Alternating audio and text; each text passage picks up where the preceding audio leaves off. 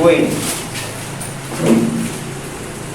¿cuál es el texto de Génesis que nos ayuda a comprender lo que está ocurriendo, sobre todo en los primeros capítulos del Éxodo? ¿Cuál es el texto en Génesis que nos ayuda a comprender lo que está ocurriendo en Éxodo en general, pero principalmente en los primeros capítulos? Éxodo capítulo 15, versículos... es Génesis, perdón. Génesis capítulo 15, versículos 13 al 16, correcto. ¿Y qué nos señala ese pasaje de la Escritura? Bueno, señala ya desglosado ya todo lo que se iba a dar en la promesa, o sea, el cumplimiento detallado de la promesa, todo lo que iba a pasar en el pueblo, que iba a ser oprimido, que iba a ser esclavo y que también iba a ser liberado. Ok. Recordemos que en ese momento, ¿cierto? Abraham tiene un encuentro con Dios y Dios allí ahora sí le revela de manera más específica, ¿cierto?, cuál es su plan. Y le dice específicamente que su descendencia iba a ser numerosa, iba a ser grande. ¿Dónde vemos en Éxodo el cumplimiento de esa promesa?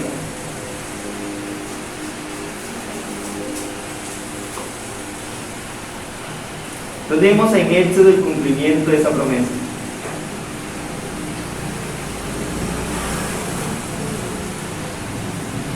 Cuando el pueblo de Israel se radica en Egipto. Bien, correcto, pero principalmente ¿dónde?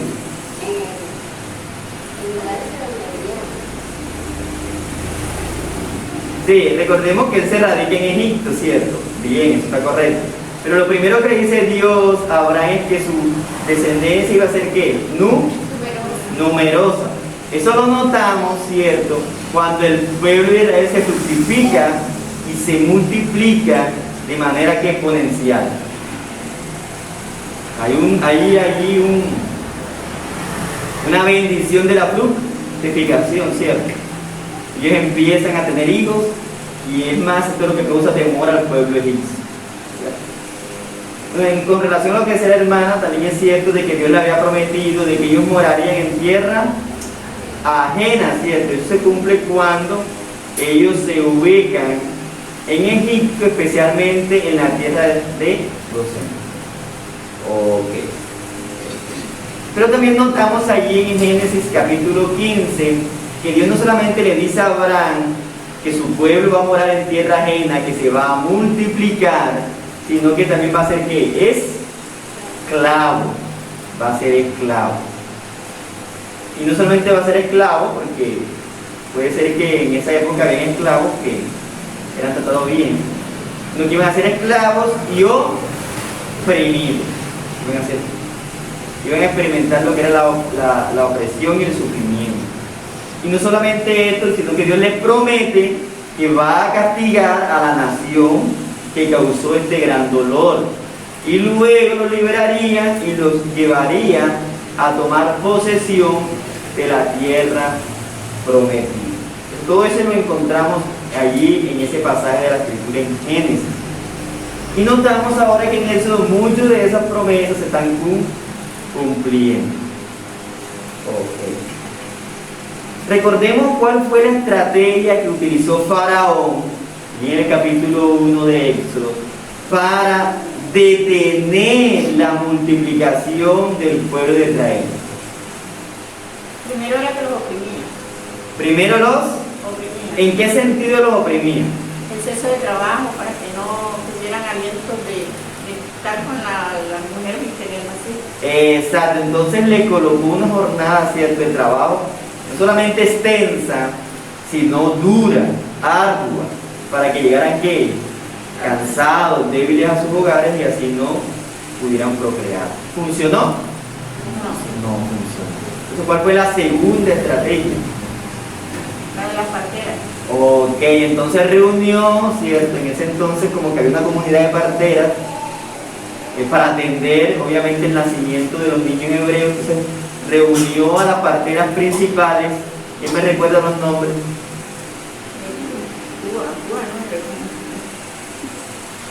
Vayamos al texto, allí a Éxodo capítulo 1. Recordemos que fíjense que el texto nos dice el nombre de las parteras y no nos dice el nombre del faraón. Cifra y otra Fúa. Exacto, Cifra y Fúa. Entonces Dios coloca temor en sus corazones para que no maten a los niños que hebreos. Faraón las llamó para que los asesinaran, pero ellas, debido al temor que Dios colocó en sus corazones, no lo hicieron. ¿Funcionó el segundo plan de Faraón? No. ¿Cuál fue el tercer plan? Tirarlos al agua, los niños para Decretar, por lo menos hacer un decreto, una ley de que todo egipcio podía como que tomar un niño hebreo al nacer y arrojarlo al río Nilo. Exacto, entonces ya aquí fue de manera pública, ¿cierto? Ya fue el extremo. Decretó, ¿cierto?, que todo ciudadano podía tomar a un niño egipcio y tirarlo que al río, ya sea para que se ahogara, o para que fuera presa de los cocodrilos. Ahora, ¿cuál fue la base para justificar entonces este acto? decir que era una ofrenda ¿Una ofrenda a quién? a los dioses. Específicamente al dios del Nilo, ¿cierto? Recordemos que para ellos era el dios de la fertilidad. Ok, pero en medio de estas circunstancias, ¿cierto?, en medio de estas situaciones, nace Moisés. Piensen que en la época más dura, en los cuales, como hablábamos, tener una familia, tener hijos, no es una decisión fácil. En medio de esas circunstancias hostiles se da el nacimiento de Moisés, ¿cierto? Y Moisés es escondido por su madre por un tiempo, luego que no logra ya tenerlo escondido, lo deposita en una arquilla, pequeña, bote pequeño, y lo echa al río, y allí es encontrado por una de las hijas de Faraón, y es criado por un tiempo por su madre, pero luego es adoptado por esta egipcia, ¿cierto? Y luego vimos la primera etapa o el primer periodo de la vida de Moisés, que abarcan aproximadamente 40 años. ¿Cuál es el hecho importante en esta vida, en estos primeros 40 años de la vida de Moisés? Hay un hecho importante que ocurre en estos primeros 40 años de la vida de Moisés. ¿Cuál es? Cuando Moisés mata al egipcio. Correcto, cierto. Entonces, a la edad de 40 años, él decide visitar a sus hermanos, ve la opresión que estos sufren. Hay allí un momento en el cual él ve que uno de sus hermanos hebreos es tratado de manera injusta y él asesina al egipcio, pensando que para eso lo había llamado Dios, para liberar a sus hermanos de esa forma. ¿Se dio como Moisés pensaba? No, cierto. No. Ni sus hermanos reconocieron, ¿cierto?, de que él venía de parte de Dios, ni entonces ahora tenía el favor del pueblo egipcio, porque ahora tuvo que huir. ¿Y a dónde huyó Moisés? A Madián. A Madián. Recordemos, Madián, ¿de quién desciende? De la descendencia de que tuvo Esaú. Abraham. ¿Y quién? Y Séfora no era. Y Séfora es la esposa de Moisés. Esaú no era la descendencia. Madián viene de Abraham y Sétura, que tienen un nombre allí tanto parecido. Abraham y Sétura, de allí descienden o viene el linaje de los madianitas, ¿correcto? También hablábamos un poquito de los edomitas. Los edomitas descienden de quién? De Esaú. Ahora sí, descienden de Esaú, los edomitas. Los moabitas, ¿y buscaron de quién descienden los moabitas? Moabitas. Esta tarea tienen pendiente, hermanos y hermanas. De Lot. De Lot, muy bien. Entonces, es importante que reconozcamos un poco, ¿cierto?, de dónde descienden estos pueblos, porque eso vamos a mirar más adelante. Ok. Entonces, inicia allí con su vida a Madián la segunda, ¿cierto?, etapa de la vida de Moisés. Y allí en Madián tiene un encuentro con Reuel, que después lo vamos a conocer, que se llama, o le llaman Jetro, Reuel, y se casa con una de sus hijas. Ahora sí, ¿cuál es el nombre de la esposa de Moisés? Ahora sí, Séfora. ¿Y cuántos hijos tiene con Séfora? Dos. Y el primero que se nos nombra allí es Gerson. ¿Qué significa el nombre del hijo de Moisés? Porque de la tierra soy forastero. Porque soy forastero. Porque soy forastero en esta tierra. Ok. Bien, en el día de hoy estaremos viendo Éxodo capítulo 2 del versículo 23 al 25. Alguien que lo pueda leer. Éxodo capítulo 2, versículo 23 al 25. Aconteció que después de muchos días murió el rey de Egipto y los hijos de Israel tenían la causa de la servidumbre y clamaron, y subió a Dios el clamor de ellos con motivo de su servidumbre. Y oyó Dios el gemido de ellos y se acordó de su pacto con Abraham, Isaac y Jacob. Y miró Dios a los hijos de Israel y los reconoció Dios. Ok, entonces vamos a notar que lo que está haciendo Dios aquí, porque aquí el protagonista es Dios, es en primera instancia, ¿cierto?, a nivel histórico, estableciendo todas las circunstancias para que su pueblo experimente lo que Él ya ha determinado según su promesa. ¿Qué ha experimentado su pueblo? Bueno, ya ha sido residente en tierra ajena, ya ha sido o está siendo esclavizado, siendo oprimido, y ahora tiene que ser liberado y llevado a la tierra prometida. Para él no solamente prepara las circunstancias históricas, sino que debe preparar a un hombre. En este caso, ¿a quién está preparando? A Moisés. Pero además de preparar a un hombre, debe preparar a un pueblo. Y esto es lo que vamos a ver en estos versículos, del 23 al 25. La preparación del pueblo de Israel. Cómo Dios ahora está, durante todo ese periodo, ha estado preparando al pueblo de Israel. Una pregunta, quien la sepa pues puede responder. Hasta aquí, desde que inició el periodo de muerte a los niños, hasta este momento, hasta el versículo 23, ¿cuánto tiempo ha transcurrido? 80 años. Más o menos entre 80 a 100 años, ¿cierto? Un cálculo más o menos aproximado. Entre 80 a ¿qué? A 100 años. ¿Por qué sabemos eso? Porque entendemos que la edad de Moisés en este momento es de 80 años. Pero la muerte de los niños empezó antes del nacimiento de Moisés. Era un punto que aclarábamos, ¿cierto?, cuando el hermano Jorge hizo la pregunta. No es que la muerte de los niños se dio específicamente por causa de Moisés. No, eso venía con anterioridad. Y recordamos que Aarón, 3 años mayor que Moisés, había sobrevivido a esa circunstancia.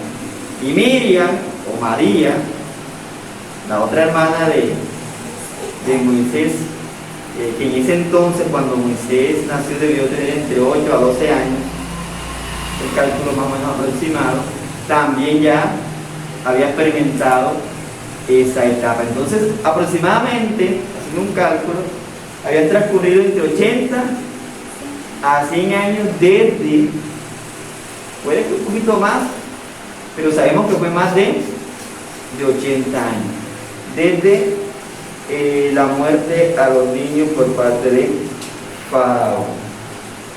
Entonces notamos que por más de 80 años el pueblo de Israel había sido ¿qué? Oprimido, maltratado, esclavizado, padecido, sufriendo de diversas tribulaciones, ¿cierto?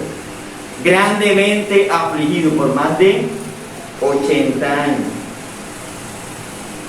Y aquí, para entender un poco el versículo 23, que nos habla acerca de la muerte del faraón, debemos ver dos interpretaciones que se les dan al gobierno que en ese momento estaba establecido en Egipto. ¿Listo? Bueno, estas son las dos interpretaciones quizás más fuertes. Hay otras, pero solamente vemos estas dos. Según comentaristas y teólogos, hay dos formas de interpretar el reinado que se experimentaba en Egipto. La primera establece que quien inició el periodo de muerte a los infantes fue Seti I.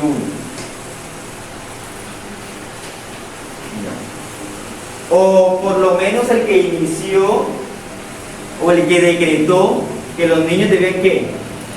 Morir. Aquí inicia el periodo de muerte a los infantes con Seti I. Luego, cuando Moisés nace y vive y es criado en Egipto, se está en un gobierno conjunto, en un reinado compartido entre Seti I y Ramsés II, que era su hijo.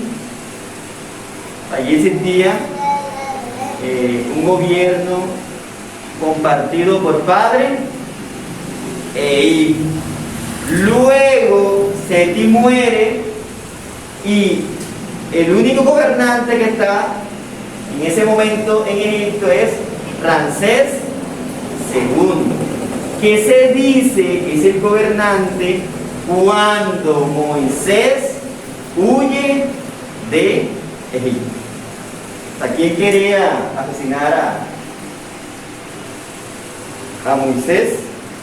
Por cometer homicidio, Ramsés. Y entonces se plantea que el faraón del versículo 23 de Éxodo capítulo 2 es Ramsés II, que es el que muere en ese momento. Y luego lo sucede a Amenofis. De pronto en otras se hace un estudio, unas lecturas pueden encontrar con otro nombre. Pero Amenofis es quien sucede a su padre Ramsés II y es el faraón al cual Moisés se presenta, ¿cierto?, para exponerle que Dios ha mandado a liberar a su pueblo. Es el faraón que Dios endurece. Para esta es la primera ¿qué? Interpretación. Hay una segunda interpretación, también es válida. La segunda interpretación nos dice que quien estaba reinando en el momento en el cual Israel es oprimido y quien da el decreto de la muerte a los niños es Amosis I. Amosis I. Al morir Amosis, quien nos sucede es Tutmosis III, quien está reinando entonces cuando Moisés huye de Egipto a Madián. Entonces Moisés viene siendo no solamente el faraón que quiso asesinar a Moisés, sino aquel que muere, ¿cierto?, según el versículo 23 del capítulo 2 de Éxodo. ¿Y quién lo sucede? Lo sucede en el trono, sí, Amenofis II. Y este viene siendo el faraón del resto del Éxodo. Esas son las dos, quizás las dos interpretaciones más fuertes dadas por la mayoría de teólogos y comentaristas. Pueden surgir algunas otras. Lo cierto, lo que podemos decir con seguridad, que durante el periodo de inicio de la esclavitud del pueblo de Israel hasta el hecho de la muerte de los infantes, hubieron varios ¿qué? Faraones. Y desde el suceso de muerte a los infantes hasta los 80 años de la vida de Moisés, también hubieron varios ¿qué? Faraones en el trono. Entonces, por lo menos aquí dice que mínimo hubieron ¿qué? 3, ¿cierto? Amosis, Tutmosis 3 y Amenofis II. Bueno, y alguno preguntará, bueno, ¿y por qué por qué surgen estas dos interpretaciones e incluso con nombres un poquito o bastante distintos? Bueno, en primer lugar, por la ubicación que algunos dan a las fechas de donde inicia el periodo de esclavitud del pueblo egipcio. Entonces, debido a eso, si lo ubica en una fecha anterior o posterior, entonces el reinado puede recaer en uno o en otro. Y también porque los egipcios, al momento de registrar o de establecer hechos históricos de su imperio, eran muy exclusivos. ¿En qué sentido? Por ejemplo, ellos no establecían dentro de sus crónicas, dentro de su historia, aquellos eventos que fueran vergonzosos para su pueblo. Aquellos que les causaba vergüenza, no los registraban. ¿Como cuáles? Como alguna batalla perdida, ¿sí? Como cuáles, algún acto que su rey o emperador hiciera contrario a sus creencias.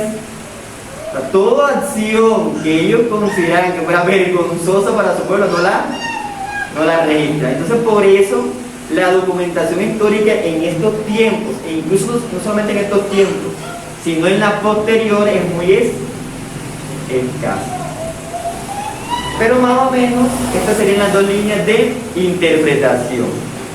Ahora, independientemente del emperador o del faraón que haya muerto según el versículo 23 de este capítulo, lo importante aquí es que aquel que estaba oprimiendo al pueblo, no solamente estaba oprimiendo al pueblo, sino que representaba una amenaza para que Moisés regresara a Egipto, ya no estaba.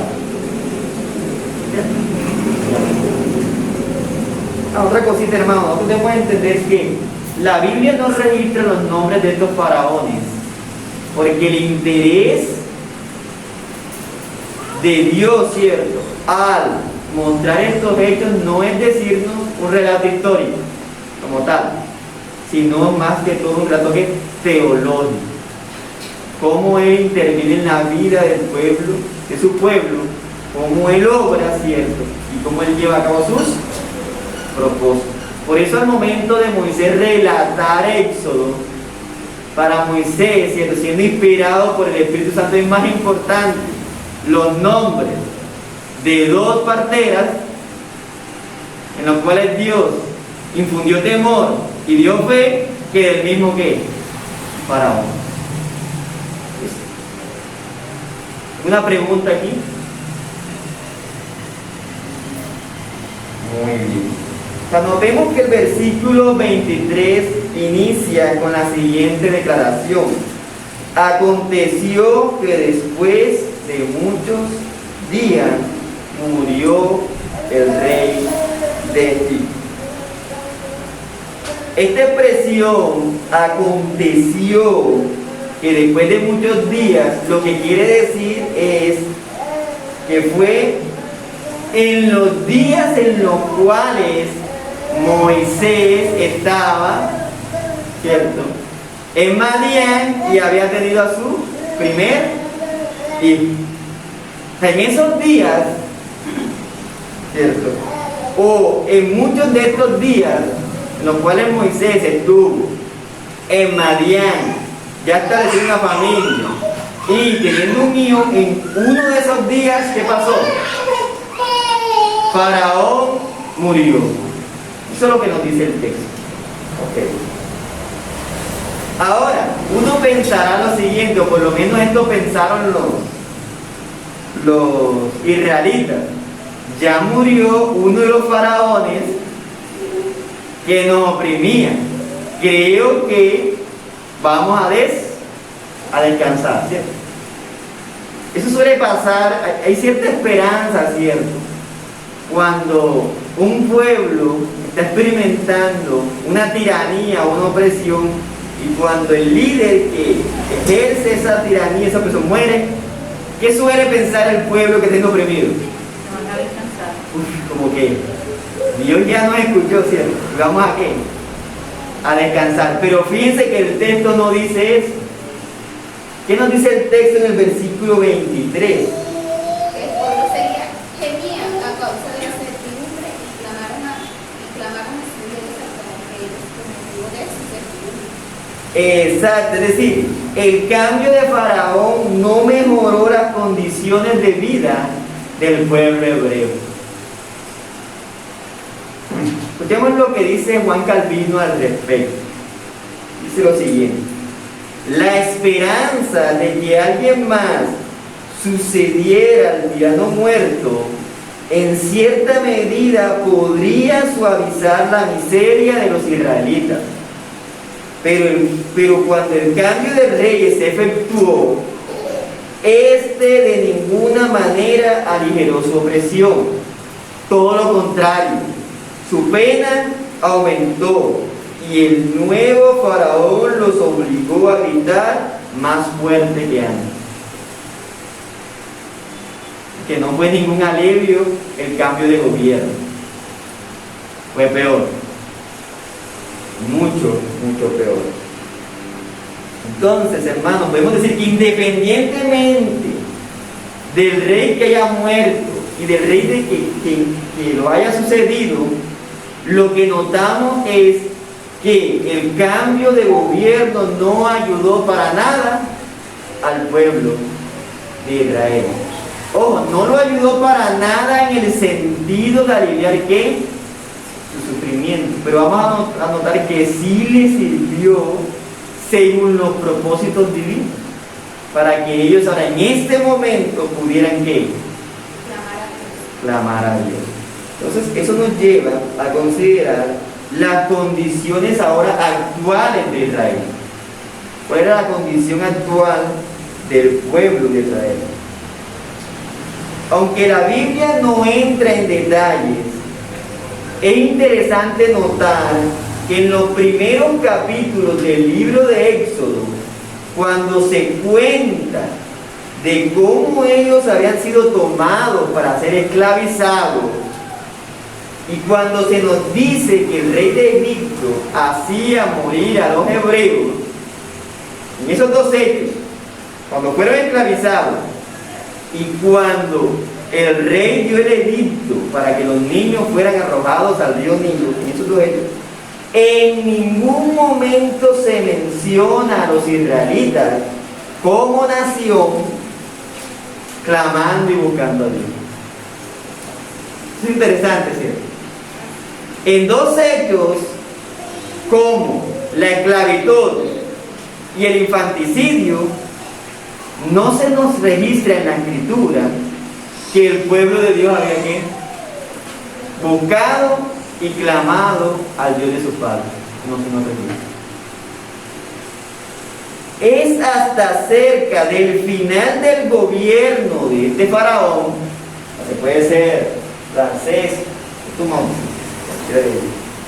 cuando la servidumbre se había endurecido y el nuevo faraón los estaba maltratando al extremo, cuando finalmente la Biblia registra que subió a Dios el clamor de ellos. Pregunto, ¿esto qué significa? ¿Qué creen ustedes que significa que es hasta este momento en el cual el pueblo de Dios clama? Pues hasta ahí Dios permitió la opresión de ellos y es cuando Él decide seguir con su plan, o cuando Él sigue con su plan de salvación. Ok, ¿alguien más? Hasta ahí podía aguantar el pueblo. Hasta allí podía aguantar el pueblo. Puede ser. Porque ya Hay un- estaban reconociendo de que necesitaban a Dios. Ok, bien. Bueno, en primer lugar debemos aquí reconocer que la soberanía divina estipula los tiempos en que su providencia se dé. ¿Cierto? Dios había estipulado un tiempo. ¿Cuánto tiempo deben ser oprimidos según Génesis? 400 años. Cerca de 400 años, 430 años, ¿cierto? Es decir, que en esos tiempos ellos debían ser ¿qué? Oprimidos. Y podían clamar y lo que sea, pero tenían que llegar a ese tiempo. Ahora, nosotros entendemos que debieron haber personas que clamaron a Dios, pero el punto aquí es clamar como nación, como pueblo, no de manera que individual, porque sería necio pensar de que no hubo una familia que no oró a Dios, que no clamó a Dios. Debería haber familia, pero como nación, hasta aquí la Biblia que no nos dice que hayan clamado. Entonces, debemos entender que dentro de la soberanía divina, Dios establece los tiempos en los cuales Él va a actuar. Porque ahorita vamos a entender que este clamor surge por la actividad de Dios. Dios va a actuar. Entonces lo que vemos aquí primero que todo es Dios actuando en el corazón ¿de quiénes? Del pueblo hebreo. Estas eran las primeras señales de que Dios estaba haciendo una operación en sus corazones. Nadie clama a Dios y lo busca de manera sincera sin una operación divina interna. Es imposible. Jamás una persona va a buscar a Dios y clamar a Él de manera sincera, con las motivaciones correctas, a menos que Dios opere y actúe en él. Y eso es lo que estamos viendo aquí. Dios está actuando en sus corazones porque el tiempo señalado para su liberación está aquí, cerca. Está cerca. Y algo que decía el hermano Junior es importante. Y es que Dios, cierto, no nos deja, cierto, o no nos abandona a tentaciones y circunstancias difíciles más de las que podamos soportar. Ahora, el tiempo que ellos habían soportado estas aflicciones y tentaciones había sido amplio. ¿Más de cuántos años dijimos? 430. No, pero hasta el momento sabemos con seguridad que es más de cuánto? Más de 80 años. El tiempo máximo sería de 400. Pero sabemos que por lo menos esta generación que está aquí tenía sus 80 años de sufrimiento. Esta generación, 80 años de, por lo menos. De pronto hay personas que lo hayan experimentado mucho más. Eso es lo que significa. Dios está actuando en los corazones del pueblo de Israel. Es decir, que en el momento en el cual el faraón de Egipto agravó la carga sobre Israel, en ese instante vino la mano divina sobre ellos. Qué maravilloso, ¿cierto? O sea, en el momento en el cual, ¿cierto?, el sufrimiento fue mayor y más alto, se dio algo maravilloso. ¿Y qué fue lo maravilloso? Ellos comenzaron a orar, a clamar. Esto nos recuerda a un himno que cantamos, ¿cierto?, muy seguido. Gracias, Mayor. Y las cargas aumentan. Entonces, piense cómo allí notamos el poder de Dios al manifestar su misericordia en el pueblo, al obrar en ellos para que clamen. Ahora, hay responsabilidad aquí humana, obviamente, porque ellos debieron hacer lo que mucho antes. Pero notamos entonces que es en este momento en que Dios opera en su interior y ellos comienzan a perseverar en ese clamor. Porque la expresión aquí que se utiliza en el versículo 23, y los hijos de Israel temían a causa de la servidumbre y clamaron a Dios. Esa expresión, clamaron, es continua. Es decir, no fue que ellos lo hicieron ¿qué?, una vez, sino que ellos allí perseveraron en gemir y suplicar delante del Dios de sus padres. Entonces, esa es la condición de Israel en este momento. Una condición que a nivel físico y circunstancial era dura, pero que a nivel espiritual era maravillosa. ¿Por qué? Porque Dios estaba obrando en medio del pueblo. Dios estaba comenzando a obrar en el pueblo, para que ellos regresaran al Dios de sus padres, al Dios de Abraham, al Dios de Isaac y al Dios de Jacob, para que ellos ahora se recordaran de las promesas dadas y se basaran en ellas para clamar. Ok. Entonces notamos un hecho como la muerte del faraón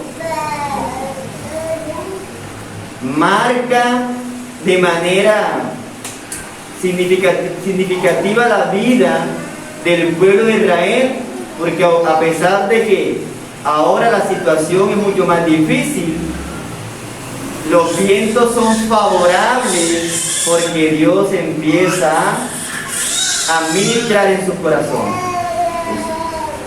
Y eso nos muestra entonces la iniciativa divina. ¿Quién inicia todo este proceso? ¿El pueblo hebreo? No. ¿Quién lo inicia? Dios. ¿Cómo vemos que lo está iniciando? Bueno, ya vimos que rescató de manera milagrosa a un niño y lo está preparando para hacer ¿qué?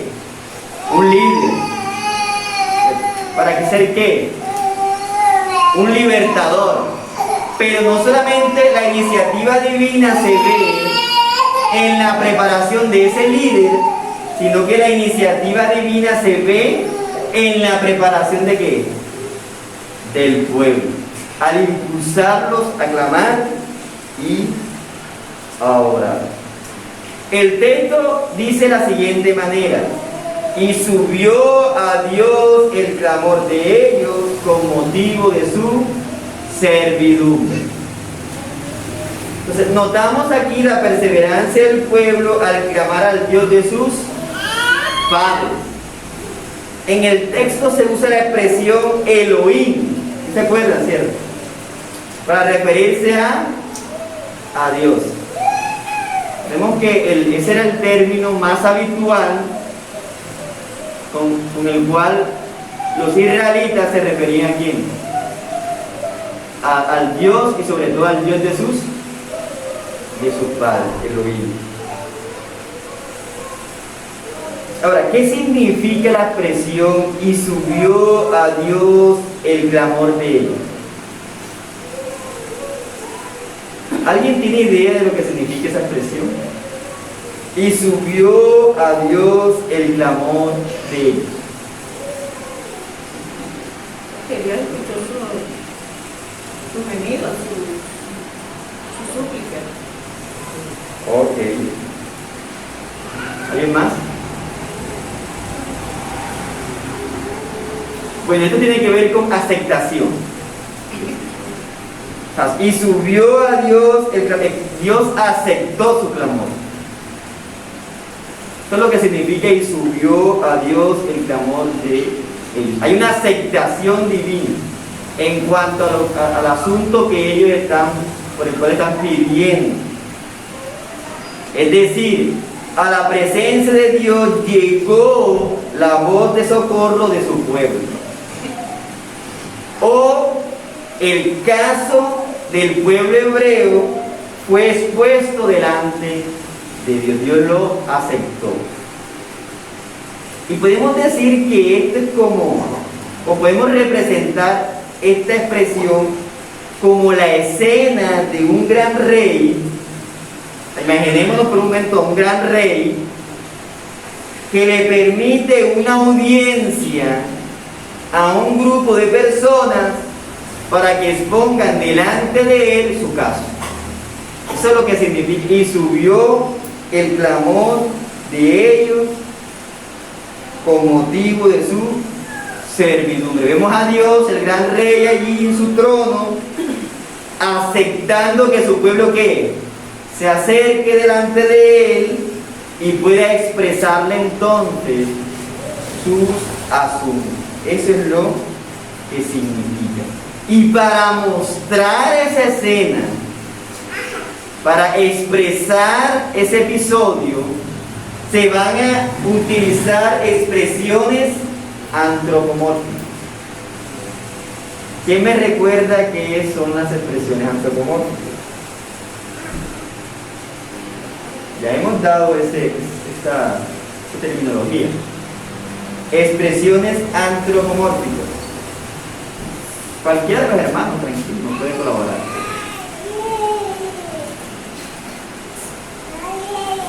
Representar al ser humano, algo así. ¿Cómo? Representar al ser humano.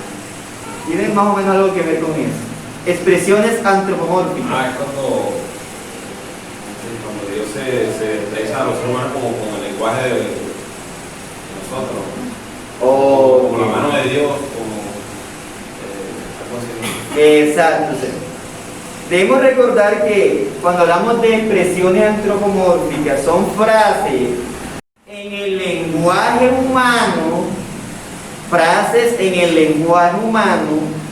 que nos ayudan a entender acciones divinas. ¿Listo? Ahora, ¿Dios tiene ojos? Dios no tiene ojos, porque Dios es espíritu invisible, ¿cierto?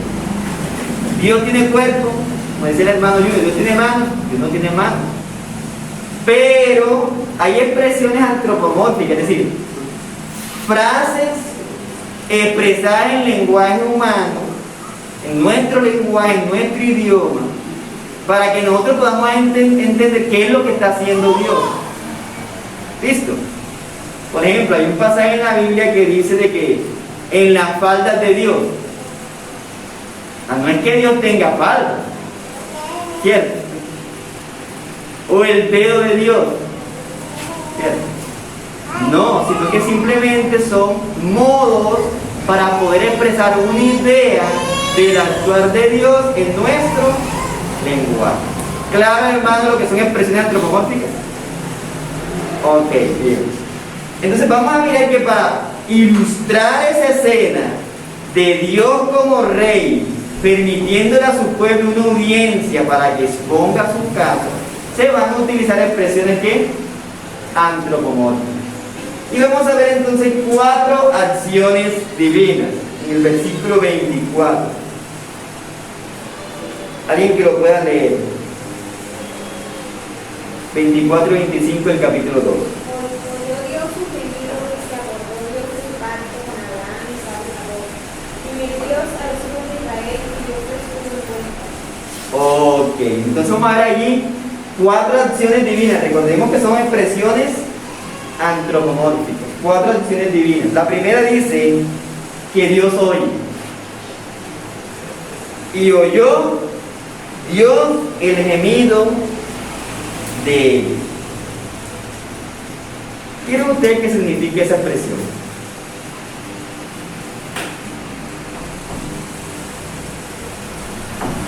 Y oyó Dios. ¿Alguna idea?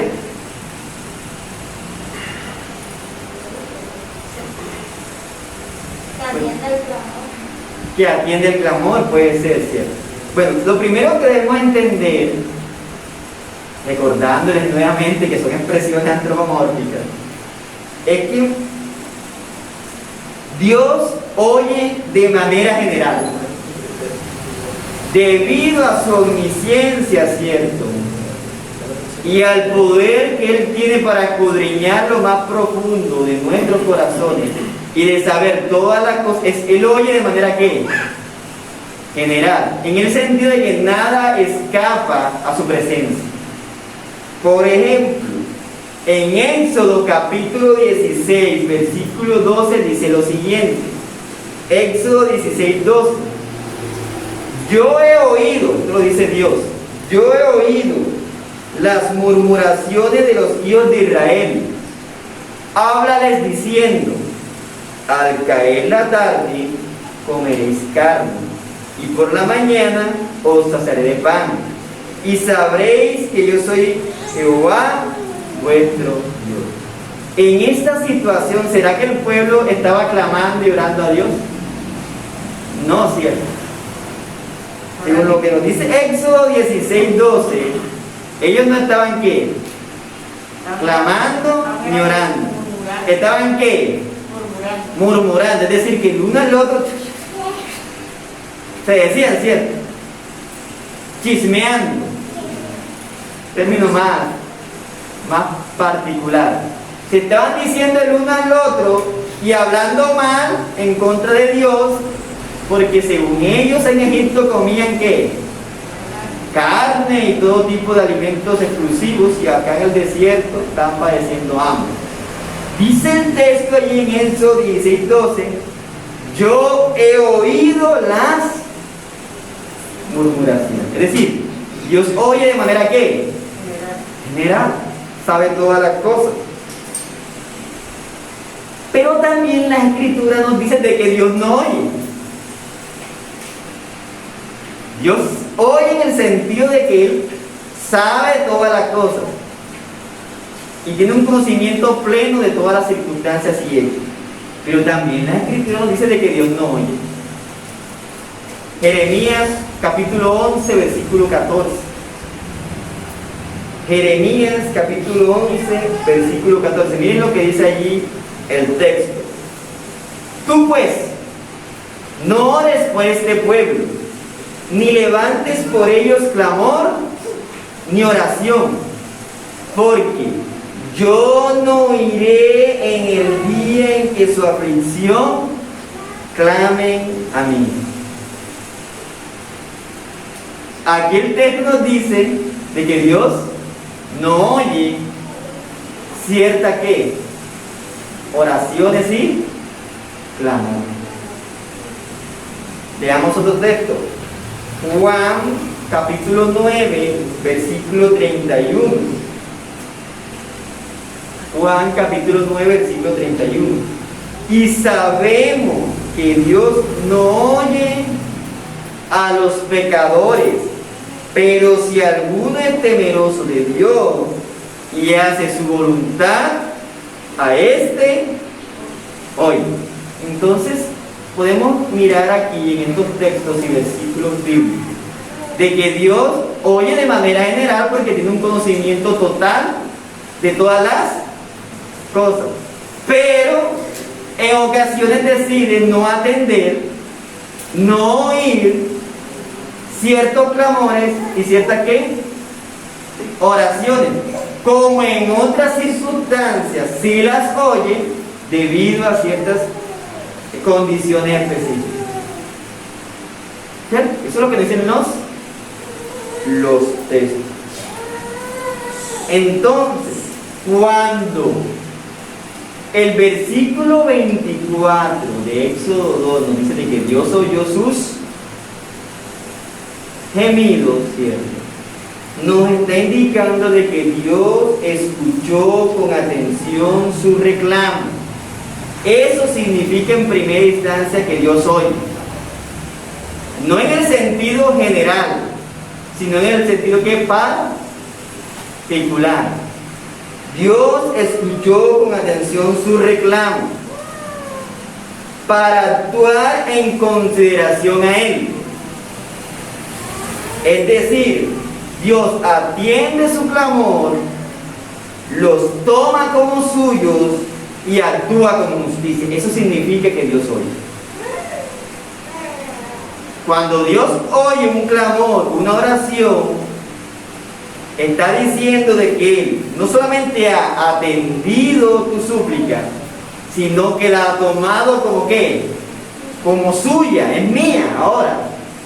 Dice Dios, es mía. Y yo entonces impartiré justicia a causa de ¿qué? De tu súplica, clamor y oración. Eso es lo que significa que Dios oye. Por eso podemos estar seguros de que Dios oye todas las oraciones de sus hijos.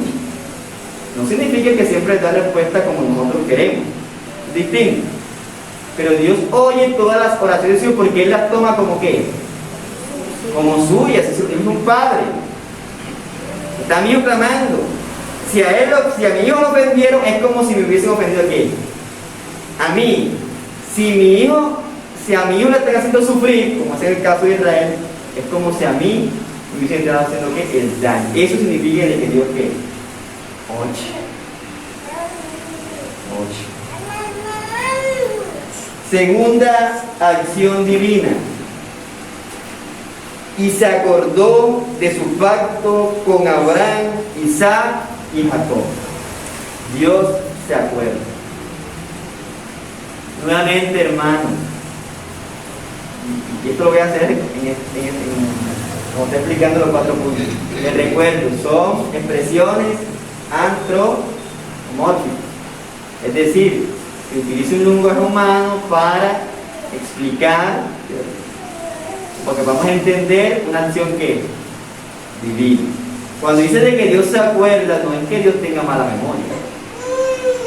¿Cierto? Nosotros tenemos mala memoria y nos olvidamos de algunas cosas. Ahorita vamos a entender un poco lo que significa que Dios se acuerda. ¿Cuál es la razón por la cual Dios oye, mira y reconoce al pueblo de Israel? ¿Cuál creen ustedes que es la razón por la cual Dios escuchó su clamor? Y como vamos a ver posteriormente, los miró y los reconoció. Por la promesa que le había hecho.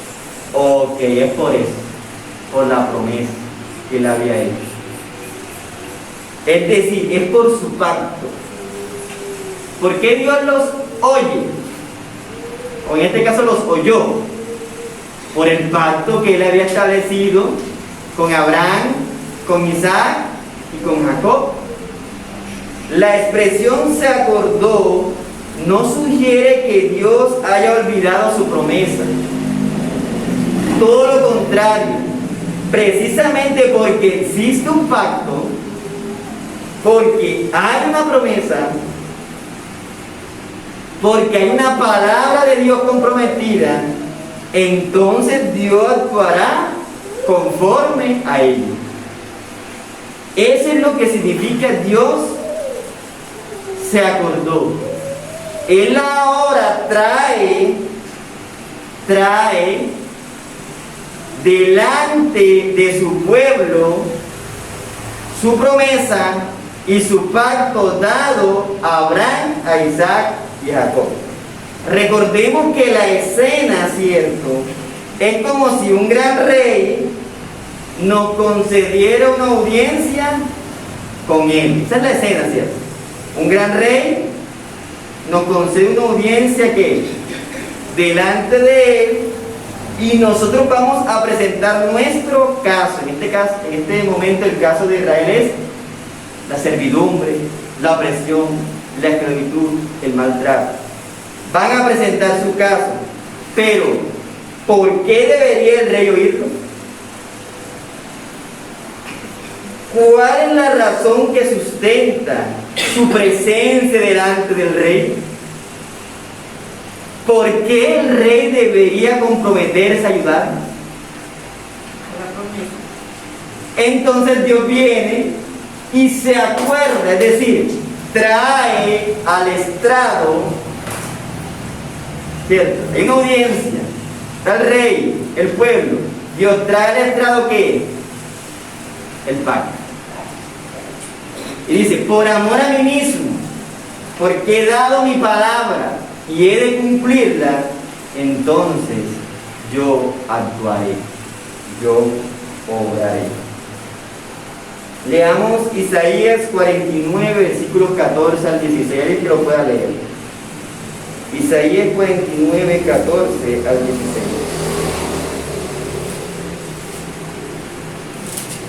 Pero el Señor dijo, el Señor me ha abandonado, el Señor se ha olvidado de mí. ¿Puede una mujer olvidar a su niño de pecho sin compadecerse del hijo de sus entrañas? Aunque ellas se olvidaran, no nos olvidaré. He aquí en las palmas de mis manos que he grabado los hijos que están pendientes delante de mí. Ok, hasta ahí, hermano. Fíjense que notamos que Dios nos dice muy claramente en Isaías que Él no se olvida, ¿cierto?, de su pueblo. Él no se olvida de sus palabras. ¿Por qué? Porque es un Dios fiel. Entonces, cuando dice de que Dios se acuerda, lo que Dios está revelando es su fidelidad. Su fidelidad para llevar a cabo todo lo que Él ha determinado. Esta expresión antropomórfica lo que nos revela es el carácter de Dios para ser fiel y cumplir su palabra.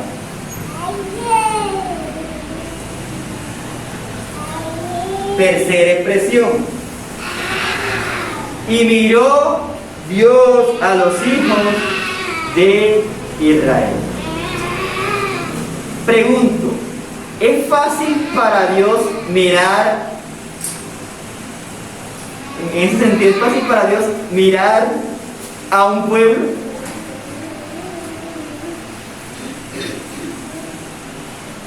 ¿Ustedes qué dicen? ¿Es fácil para Dios mirar a un pueblo?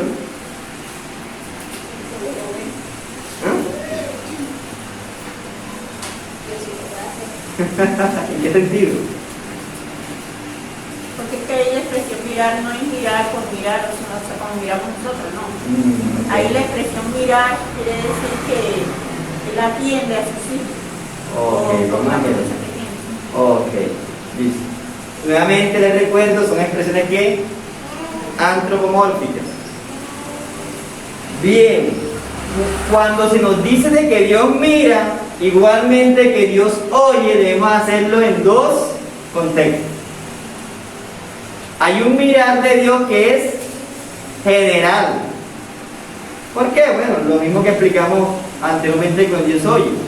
Porque Dios sabe y ve absolutamente todas las cosas. Dice la Escritura que nada hay escondido delante de sus ojos.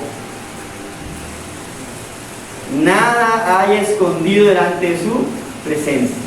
O sea, hay un nivel, pero este no es el mirar que nos está hablando aquí Éxodo 24, perdón, 25. No es ese mirar, sino es aquel mirar que es un mirar personal y específico. La Escritura nos señala que Dios es muy limpio de ojos para ver qué, el mal. Ojo aquí, Dios, porque, oh Dios, eres muy limpio de ojos para ver el mal. Es decir, que hay cosas que a Dios no les agrada que mirar. Dios mira aquello que le causa complacencia. Aquí hablando de un mirar contemplativo, de un mirar personal, de un mirar que íntimo, de un mirar con deleite. Como la ofrenda de Caín y Abel. Y miró Dios, ¿cierto? O sea, ese miró tiene que ver con la complacencia, con la satisfacción, no simplemente con la acción de ¿qué? De ver. No. Lo que nos está indicando aquí con el hecho de que Dios mira es que Dios ahora de manera personal e íntima se complace, siente alegría, satisfacción, en este caso, en su pueblo. Eso es lo que nos está diciendo el texto. Y miró Dios a los hijos de Israel. Ahora, ¿y por qué puede Dios sentir complacencia, amor, deleite por este pueblo? ¿Por qué? Vamos a ver un aspecto importante del Evangelio aquí. Porque es el pueblo que Dios ha escogido para su linaje. Ok, cierto. Pero notamos aquí, ¿por qué el pueblo ora? ¿Por qué el pueblo clama? ¿Por qué el pueblo gime? Porque Dios puso en su corazón eso. Es decir, la gracia de Dios ha sido que derramada. Hay gracia derramada. Y Dios lo que ve en ellos, ¿qué es? Gracia. Su gracia siendo derramado sobre ellos. Su pacto establecido sobre ellos. Su fidelidad establecido sobre ellos. Dios Emmanuel, el Dios con nosotros. O sea, Dios en ese momento está con su pueblo y por eso puede mirarlo complacientemente. Porque recordemos que el Dios es muy limpio de ojos para mirar qué. El mal. Ok, y la última acción, Dios reconoce. Termina el versículo 25 con las palabras: y lo reconoció Dios. Y los reconoció Dios. ¿Cree usted qué significa esa palabra? Que Dios lo reconoció.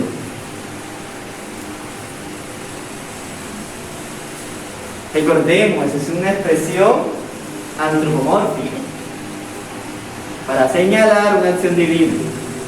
Como suyo, como de él. Ok, y lo reconoció Dios.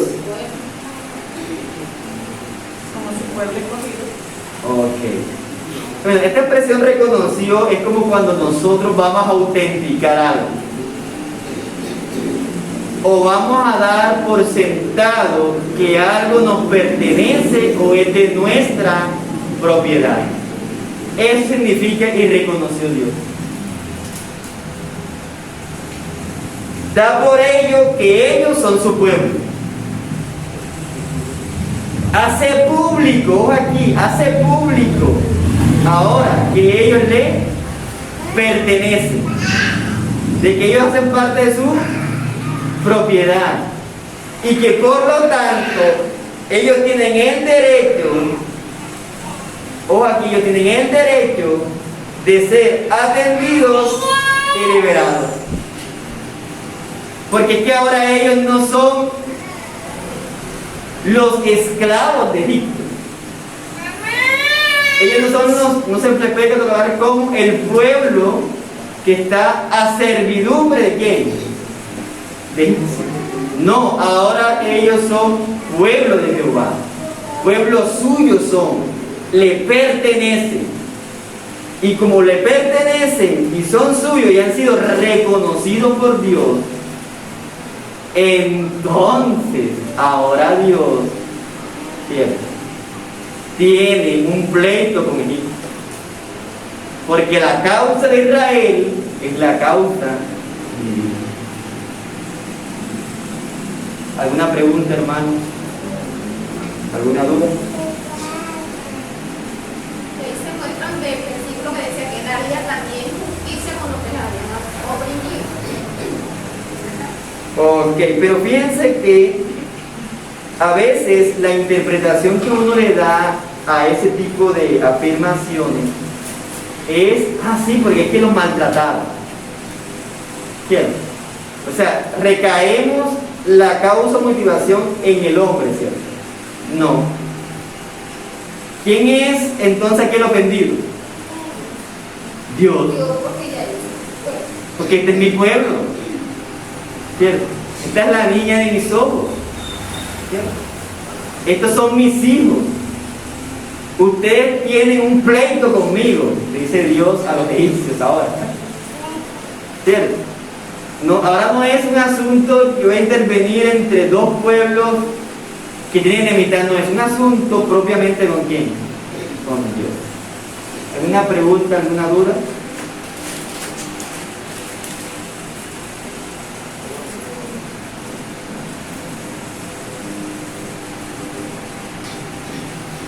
Bueno, hermanos, entonces fíjense que en este sentido podemos ver cómo Dios no solamente prepara los tiempos y las circunstancias, no solamente prepara un hombre en específico, sino que también prepara un pueblo, su pueblo. ¿Para hacer qué? Liberar. Oremos, hermanos. Amado Dios, a ti sea toda la gloria y toda la honra. Te damos gracias, Señor, por tu palabra. Te damos gracias por tu verdad. Ayúdanos, Señor, a tener presente de que nosotros tenemos acceso a tu presencia, de que nosotros podemos clamar y orar y suplicar delante de ti, y que tú nos oyes, Señor, porque hemos sido rescatados mediante la sangre de Cristo. Que tú nos miras, oh Dios, porque ves en nosotros, oh Dios, la justicia de Cristo. Tú te acuerdas, oh Señor, de tu pacto. Tú te acuerdas de la cruz del Calvario. Tú te acuerdas de la vida recta y justa de tu Hijo amado. Tú te acuerdas, Señor, de la promesa de santificarnos y llevarnos delante de ti por siempre. Porque tú, Señor, nos has reconocido como hijos tuyos. Somos tu familia, somos tu pueblo y a ti te pertenecemos. Sea a ti toda la gloria y toda la honra en el nombre de Cristo Jesús. Amén. Bendiciones.